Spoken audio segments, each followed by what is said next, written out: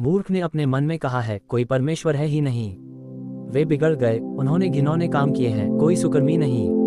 परमेश्वर ने स्वर्ग में से मनुष्यों पर दृष्टि की है कि देखे कि कोई बुद्धिमान, कोई परमेश्वर का खोजी है या नहीं। वे सब के सब भटक गए, वे सब भ्रष्ट हो गए, कोई सुकर्मी नहीं, एक भी नहीं। क्या किसी अनर्थकारी को कुछ भी ज्ञान नहीं रहता, जो मेरे लोगों को ऐसे खा जाते हैं जैसे रोटी, और परमेश्वर का नाम नहीं लेते।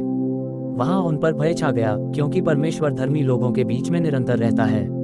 तुम तो दीन की युक्ति की हंसी उड़ाते हो, इसलिए कि यहोवा उसका शरण स्थान है। भला हो कि इस्राएल का उद्धार सिय्योन से प्रकट होता। जब यहोवा अपनी प्रजा को दासत्व से लौटा ले आएगा, तब याकूब मगन और इस्राएल आनंदित होगा।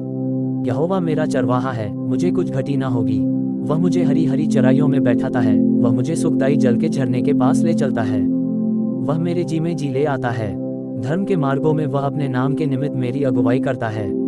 चाहे मैं घोर अंधकार से भरी हुई तराई में होकर चलूं, तो भी हानि से न डरूंगा, क्योंकि तू मेरे साथ रहता है। तेरे सोंटे और तेरी लाठी से मुझे शांति मिलती है। तू मेरे सताने वालों के सामने मेरे लिए मेज बिछाता है। तूने मेरे सिर पर तेल मला है, मेरा कटोरा उमंड रहा है। निश्चय भलाई और करुणा जीवन भर मेरे साथ साथ बनी रहेंगी, और मैं यहोवा के धाम में सर्वदा वास करूंगा। हे परमेश्वर के पुत्रों, यहोवा का, हाँ यहोवा ही का गुणानुवाद करो। यहोवा की महिमा और सामर्थ को सराहो। यहोवा के नाम की महिमा करो, पवित्रता से शोभायमान होकर यहोवा को दंडवत करो।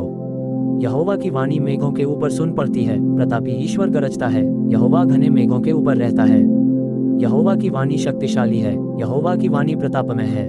यहोवा की वाणी देवदारों को तोड़ डालती है, यहोवा लबानोन के देवदारों को भी तोड़ डालता है। वह उन्हें बछड़े की नाई और लबानोन और शिर्योन को जंगली बछड़े के समान उछालता है। यहोवा की वाणी आग की लपटों को चीरती है। यहोवा की वाणी वन को हिला देती है, यहोवा कादेश के वन को भी कंपाता है। यहोवा की वाणी से हरिणियों का गर्भपात हो जाता है, और अरण्य में पतझड़ होती है, और उसके मंदिर में सब कोई महिमा ही महिमा बोलता रहता है।